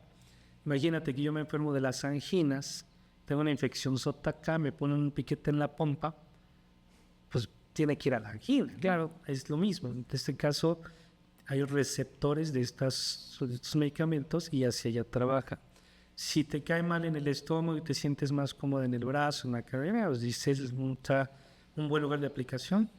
Y le cae mal cuando se lo inyecta en el abdomen porque, o sea, pensemos, porque estos receptores de alguna manera pues sí actúan diferente y da un efecto secundario, un síntoma, un algo, ¿no? No, el medicamento, de hecho, este tipo de medicamentos inicia su actividad cuando comemos. En el estímulo del alimento es cuando empieza a trabajar, ¿sabes? Entonces, el tema aquí es, su efecto es más sistémico que localizado. Ok. ¿Vale? Obviamente, si ella se siente cómoda aplicándosela en el brazo, en la cadera, ahí. Y como bien dices, cada cuerpo es diferente, ¿no? A lo mejor en unos años vas, no, pues sí. Sí, claro. Rubén Castro, casi nunca tenemos hombres, por eso lo pusimos. ¿Qué hago si se me olvida una dosis? ¿Me la salto o me la pongo en cuanto me acuerde? Mira, si por ejemplo, no sé, se te olvidó un día, 2 días y quieres aplicarlo el día que te acuerdas, adelante. ¿Qué no te recomiendo ponerla antes? O sea, va en el día 3 y me voy de vacaciones, me la voy a poner otra vez, porque entonces el medicamento de la dosis previa todavía está en tu cuerpo. Si te adelantas, vas a acumular más medicina y puede ser una dosis que te caiga un poquito pesado o que superes a la dosis recomendada. Si te gusta inyectarte los sábados porque se te olvida menos, pues te puedes esperar al siguiente sábado y no pasa nada, te pones ese, ya te perdiste una y no pasa nada. Si te pasas 2, 3, 4 meses porque viajaste y no te pusiste el medicamento, platica con tu doctor para ver si te vuelves a poner la misma dosis o te recomienda regresarte un poquito para evitarte otra vez síntomas gastrointestinales porque dejaste mucho tiempo sin usar. Ana María Alcalá, ¿puedo consumir alcohol durante el tratamiento? Aquí nos puso, tengo una fiesta importante, pero mire, ya tú contéstanos general porque hay otros que igual, sin fiesta, le están entrando. Claro. Queremos saber. Mira, hasta el momento, al menos que yo sepa, no hay una contraindicación en el uso del alcohol, no vas a tener un efecto grave. Sí nos han referido algunos pacientes que puedes tener como mucho mayor absorción del mismo, entonces puede ser que te sientas un poquito mareada antes de lo que acostumbras sentirte.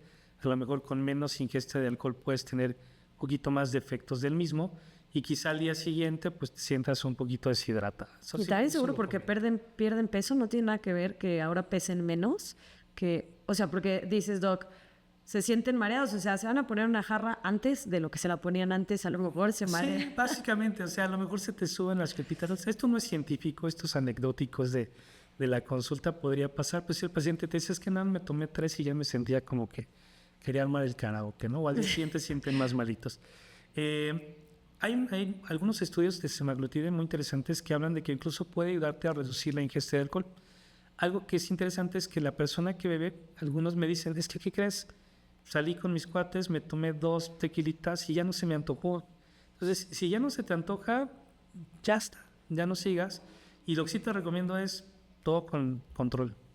Sí. No te Oye, doctor, esto que estás diciendo tan interesante es algo que sacamos ya así de últimas porque lo vimos y dijimos, vamos a preguntarle al doctor. Dices que hay personas que sienten menos necesidad de tomar alcohol, sí. También muchos refieren que sienten menos impulsos de comprar, de ver pantallas, justo de comer alcohol, comida chatarra y todos estos circuitos dopaminosos que les decimos se reducen, ¿no?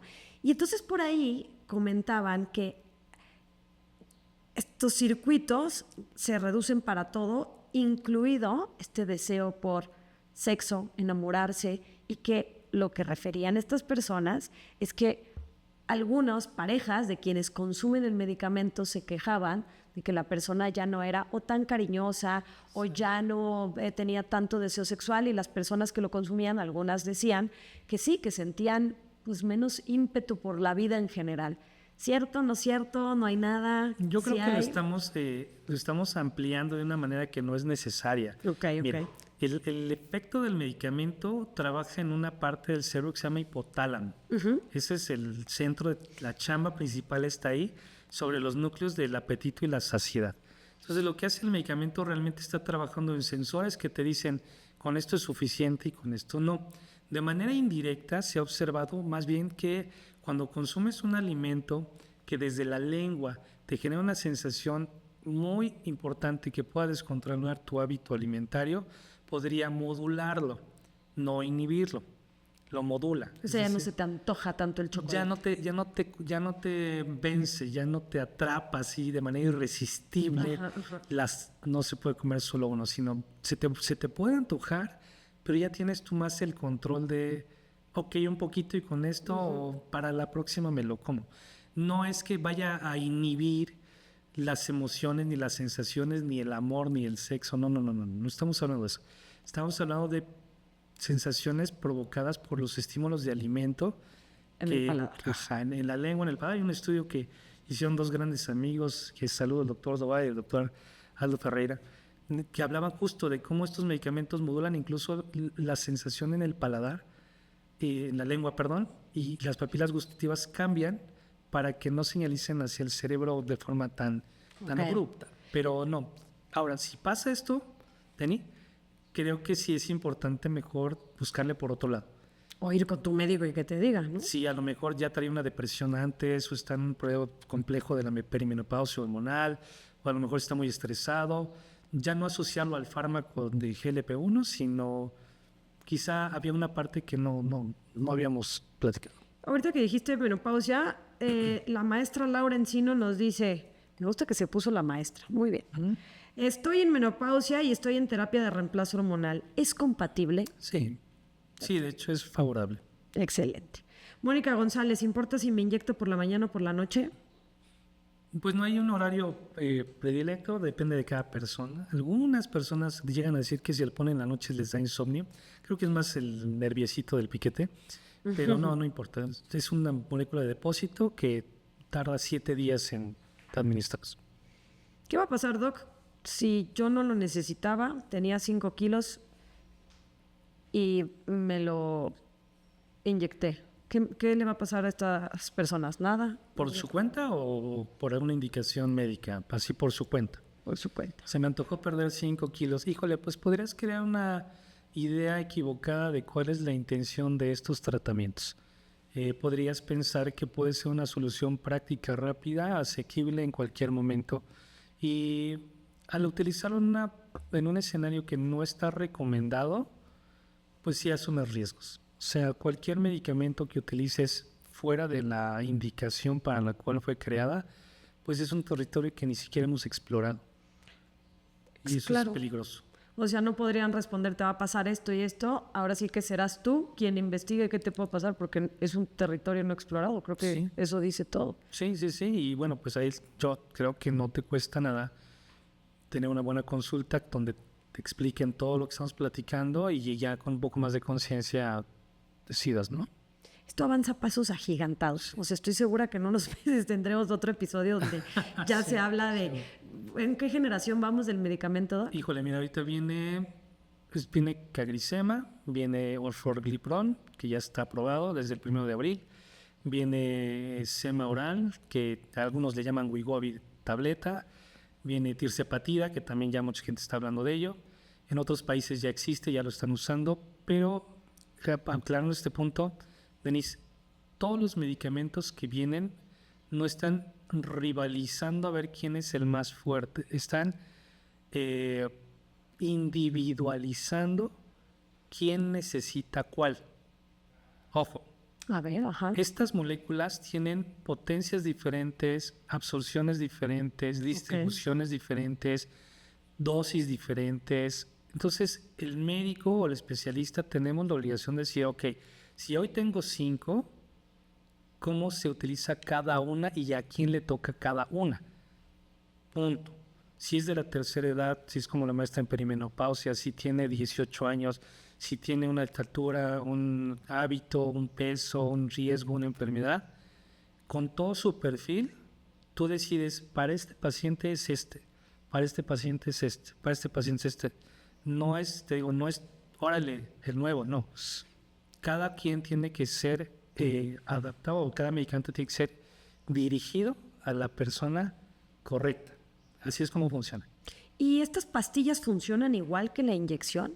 O sea, tienen el mismo efecto, digamos, o sea, vamos, tomando en cuenta lo que acabas de decir, que cada uno tendrá para distintos Claro. grupos poblacionales, pero digamos, no es que la pastilla reduzca el efecto de la sustancia. O sí, o sea, Su mecanismo de acción puede variar. Dependiendo de la forma en que se absorbe, puede ser muy fácil de absorber una tableta, otra puede ser más difícil. También para qué te hace falta. A lo mejor yo te puedo decir, esta tableta se absorbe un poquito más difícil, pero con esta tableta, aunque se absorba difícil, me alcanza para esta persona. ok. O sea, le doy un gran resultado, aunque se absorba menos que tal. O necesito que se absorba mejor porque esta otra persona requiere esta potencia o esta Y entonces sería eficacia. inyección, ¿no? Fíjate que la última tableta que estamos platicando ya se acerca mucho al resultado de una inyectable.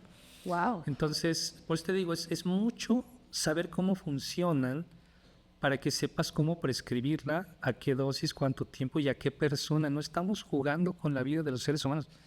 ¿Quién debería de prescribirlo? El médico, ¿Pero qué médico? el que esté más entrenado en el manejo de estas moléculas. Si la persona que lo hace es un médico endocrinólogo, son los que estudian mucho esto, fantástico. Pero si tienes a un, no sé, cardiólogo que se ha procurado en investigar, en estudiar, en entrenarse en esto, perfectamente te lo puede dar sin ningún problema. ¿Nutriólogos? No, porque ellos no tienen la capacidad de prescribir. La licenciatura en nutrición no te da el chance de prescribir ningún fármaco. ¿Entrenadores? No, tampoco. Ok. Ahí está. Sí, ojo, porfa. Sí. Entonces, si tú lo quieres hacer bien, lo quieres hacer de manera responsable, no quieres perder tanto músculo, quieres hacerlo de manera saludable, que te abone salud, no que te reste, entonces hay que ir con quien sí. ¿Y cómo podríamos saber si esa médico se documentó al respecto? ¿Hay alguna manera? ¿Están en algún board registrados? Algo que yo me pueda meter y decir, mira, él sí. Digo, en tu caso me parece muy evidente por todo lo que nos platicas y por todos los estudios, incluso porque participaste en la investigación de esto. Afortunadamente, sí. Pero es difícil, ¿no? A veces no puede ser tan evidente. Pues mira, un board, hay un grupo de especialistas médicos al que yo pertenezco, se llama la Asociación Obesidades, y el grupo al que pertenecemos ha intentado hacer como un directorio de profesionales de salud con entrenamiento suficiente para. No te puedo decir cuál es el alcance al momento, pero creo que es una buena iniciativa para identificar quién sí y quién no. Okay. ¿Cómo lo detectas? ¿Cómo sabes que estás con una persona que sí sabe hacer esto? Desde el lenguaje. Una persona entrenada en obesidad es una persona que adapta su consultorio para que tú tengas la posibilidad de desplazarte, cómo es la silla, la puerta, la comunicación es empática, es respetuoso. Difícilmente te va a decir la persona obesa, no. La persona que vive con obesidad, tu problema es una enfermedad, no te culpa, no te responsabiliza, te acompaña, te explica, te puede decir perfectamente, mira, este medicamento funciona así, así, así, te lo mando por esto y esto y esto, va a pasar esto y esto y esto y te voy a acompañar así y así, así. Suelen tener equipos interdisciplinarios, nutriólogos, psicólogos, especialistas en las diferentes áreas y te sientes obviamente bien respaldado. O sea, cuando vas por ahí, vas bien. Cuando el tema es, vamos a bajar tantos kilos en tanto tiempo con tal... No. Claro. Hay que ir... El mismo reto de los 30 días, pero ahora con dosis, medicamentos, ¿no? con dosis, que la verdad es que lo estamos viendo en todas las redes. Sí. Influencers de fitness que ahí es cuando yo digo es tu culpa.com. Ya, si tú le vas a comprar al influencer fitness su reto con dosis, pues ya también. Oye, Doc, Sí. y ya nos vamos. Okay. ¿Cuánto cuesta en promedio en México? Digo, sé que nos ven en muchos lugares, pero en México mensualmente este medicamento. Sé que son distintos, pero más o menos de cuánto tengo que disponer. Es que mira, lo mismo, varios de estos medicamentos afortunadamente tienen programas de descuentos, te dicen, oye, sabes que si te inscribes en este programa te hago un descuento de tal porcentaje, te podrían dar promociones tu médico, oye, pues si compras una te dan dos, las nuevas moléculas en vía oral posiblemente alguna venga más barata, es decir, el costo real económico también lo consideramos, no creas en el consultorio, pero me gustaría, vas a decir que es trampa, pero creo que es importante. ¿cuál es el beneficio?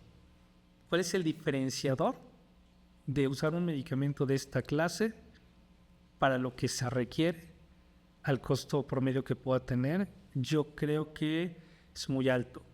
Es muy alto. Si Pero no- el precio, o sea, como para que alguien que nos esté escuchando, independientemente de que vea los beneficios o no, que diga si me alcanza o no me alcanza en promedio. La última vez en este micrófono el especialista creo que nos dijo 5,000, 6,000 pesos mensuales, era lo que mencionaba en ese momento. Hoy la verdad yo no tengo idea.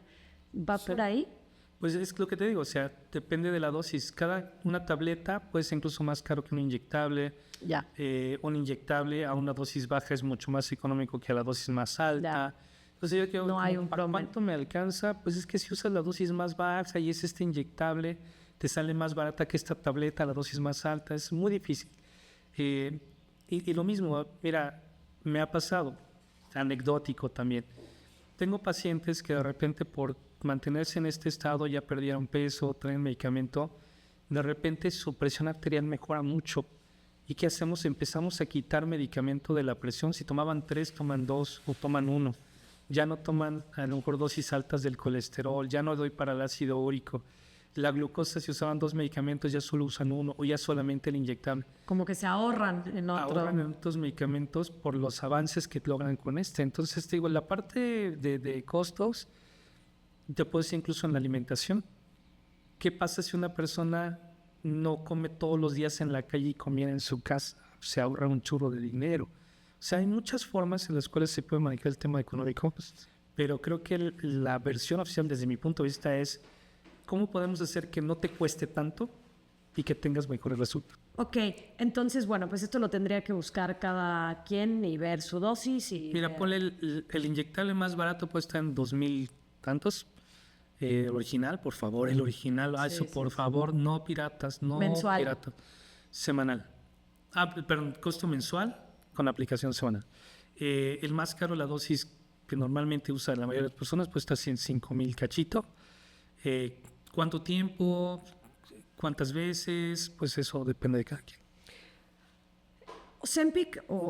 Ozempic está perdiendo patente en varios lugares. Sí. Y esto abre la puerta, creemos, para pues medicamentos más económicos. Sí. ¿Crees que vamos a llegar ahí, Doc? Mira, podríamos pensar que el costo ya no tan alto puede democratizar el acceso al producto. Eso no sería algo malo. El riesgo sería abrirle la puerta a moléculas que no tengan la seguridad o la calidad necesaria para cubrir ese mismo reto de lograr la eficacia de la original. Y eso puede ser muy común, por lo menos en el mercado negro que le llaman. Cualquiera que diga yo la fabrico, yo la hago tal, que no cumpla con los estándares pues sí es diferente. O sea, sí existe una diferencia. Ya existe en la actualidad. Por ahí me he topado y subí un reel por ahí de personas que me han traído productos que dicen, mira, me dieron esta tirzepatida. Entonces, pues si no tiene ni nombre. Y tirzepatida no ha pedido patente, pero para nada. Entonces, ya en el momento es... Sí, no. Pero eso es diferente, ¿no? Es piratería del medicamento Sí. a cuando ya pierden patente y hay genéricos, ¿no? Sí, hay genéricos Yo en otros compro el países. omeprazol genérico cuando no tomen omeprazol, por favor. Es otro podcast. es otro podcast. Sí, pensemos que tengamos mejores alternativas en temas de seguridad y de calidad de producto. Creo que la India es la que está produciendo mucho más este producto. En Asia también se produce. Hay países que innovaron con estos genéricos y no los originales en Sudamérica. Y esperemos que la calidad sea adecuada. Doctor, la pregunta del millón. Sí. ¿Es considerada la obesidad una enfermedad crónica? Es. Esto quiere decir que el seguro de gastos médicos mayores ya lo cubre y el seguro social ya lo tiene, así como... Porque tú vas al seguro social en nuestro país y Sí. te dan medicamento para la diabetes, que es una Sí. enfermedad crónica, y para la hipertensión. Nunca me vienen otras más, pero estas Claro. dos, ¿no? ¿Por qué para la obesidad no? Pues pienso que desde el inicio, estamos hablando de hace 50 años, parte del sistema de los seguros tuvieron mucho que ver con la manera de cómo se clasificaban los riesgos a partir de la obesidad. Para no entrar en detalles, me parece que sí requerirá un proceso de revisión bastante amplio para que en algún momento se logre aprobar como enfermedad. Por ahí hay algunos seguros, no todos, que por ejemplo ya aceptan una cirugía bariátrica. Eso ya es un avance, ¿sabes? Pero sí creo que es más un proceso donde la evidencia sea tan contundente en términos legales, administrativos, económicos, que ayuden a abrir esta puerta, esta posibilidad de que se cubra como una enfermedad. Médicamente hablando, que es lo que a mí me corresponde, porque otras áreas no conozco, definitivamente la obesidad, si bien pudo haber sido una consecuencia evolutiva de muchas cosas, en el momento actual tiene todas las letras para considerarse una enfermedad crónica. ¿Cuáles son las 3 cosas que le recomendarías a alguien que a lo mejor no tiene oportunidad de asistir contigo, que está con alguien más, pero de todos modos le gustaría saber las 3 herramientas o los 3 imperdibles que alguien debería de hacer cuando está consumiendo este medicamento? No es un medicamento milagro. Es un extraordinario el que quieras, el que te mencioné, todos son maravillosos, no son milagrosos.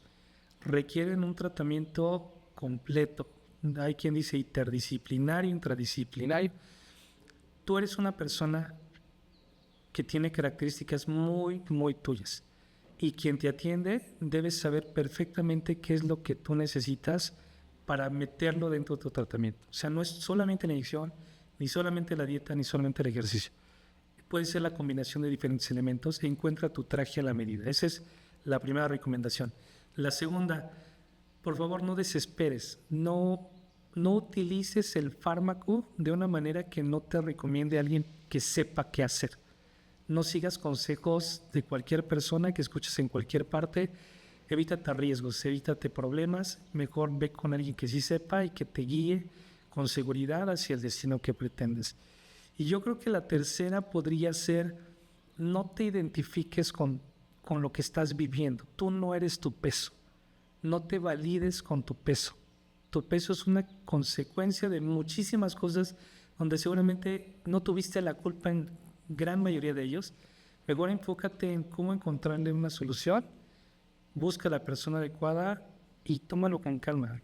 Esto puede funcionar muy bien, pero no te presiones, no te frustres. Sepárate. No eres lo que te validas en eso. Gracias, doctor. Y la opinión valiente para cerrar Filosofía es esta opinión. Ya dijimos muchas, pues ya este episodio fue muy valiente, pero esta opinión disruptiva, que es con lo que siempre cerramos, que puede ser disruptivo sobre el tema que acabamos de hablar, que sacudirá a algunos, pero de la cual tú estás seguro de esta opinión y te gustaría que más gente la conociera. Ok, yo estoy seguro y convencido de que estas moléculas, liraglutide, semaglutide, tirzepatide, son extraordinarios medicamentos que cambiaron la historia de la medicina y que van a ofrecernos grandísimos, buenas sensaciones y grandísimos cambios en la salud pública del país. Esto vino para revolucionar la calidad de vida de las personas que no tenían estas opciones. La parte valiente de mi comentario es: no la desaprovechemos. No tiremos por la borda algo tan valioso que tenemos en las manos por hacer cosas que no son necesarias, que no son correctas, que no son adecuadas. No menospreciemos o utilicemos este tipo de tratamientos de una manera que no es correcta, que puede ser peligrosa, que podemos buscarle 1001 historias que no están demostradas. No nos vendamos cosas tan superficiales cuando el verdadero contexto de estos tratamientos es más valioso que cualquier otra cosa que se haya inventado en las redes sociales. Entonces, valoremos estos tratamientos, aprendamos a usarlos con el experto y espero que si lo estás usando, pues logres ese estado de salud que tanto tiempo has buscado y necesitado. Muchas gracias, doctor. Pues ahora sí, ¿cuántos años le das para que todos estemos como varitas de nardo? Ya no va a haber de otra, ¿eh? Ahora sí ya todos vamos a tener que trabajar nuestra personalidad, porque ya no va a haber de que, el flaco es mejor, todos parejos. Me parece muy bien eso, fíjate. Listo. ¿Cuánto le das para que para que ya esté permeado en la sociedad y que ya sea común, que ya no sea algo, pues ya no sea una enfermedad? que lo hayamos erradicado. Espero que pronto no va a ser. La estadística todavía lo pinta hasta 2050 como algo complejo, pero la vida no se detiene, la ciencia tampoco, y yo tengo fe en que las personas también tengamos que dar ese paso adelante para que esto pase. Me encanta. Muchísimas gracias, doctor, por tu tiempo, porque sé que tienes muchas consultas. Y si a ti te gustó este episodio, compártelo con alguien que sepas que le va a servir, siempre recordando que esto no es una consulta ni sustituye una consulta médica con un profesional y personalizado, pero sí, dale like, dale suscribir porque de eso vivimos. Y a ti, Doc, ¿en dónde te encontramos? Fíjate que estoy en el Hospital Ángeles Santa Mónica, aquí en Ciudad de México, en Polanco, la calle Temístocles 210, consultorio 216, y si quieres que tengamos un joint ahí con mi Instagram, que por ahí estoy, es drcolin.nutrición. Ahí me encuentran con mucho. Padrísimo. Vamos a dejar aquí la cuenta del doctor. Obviamente estaremos compartiendo todos los clips en mi Instagram y en el Instagram de Filosofía. Nuevamente, doctor, de verdad, muchísimas gracias por hacer esta plática tan digerible. Sé que tienes mucho conocimiento y a veces aterrizarlo para los que no somos médicos. Gracias, Denise. Gracias. Si la información que escuchaste te pareció útil y quieres que siga estudiando y resumiéndote cosas para que puedas tener más autoconocimiento, no olvides suscribirte, darme like y seguirme en la plataforma que estés escuchando esto.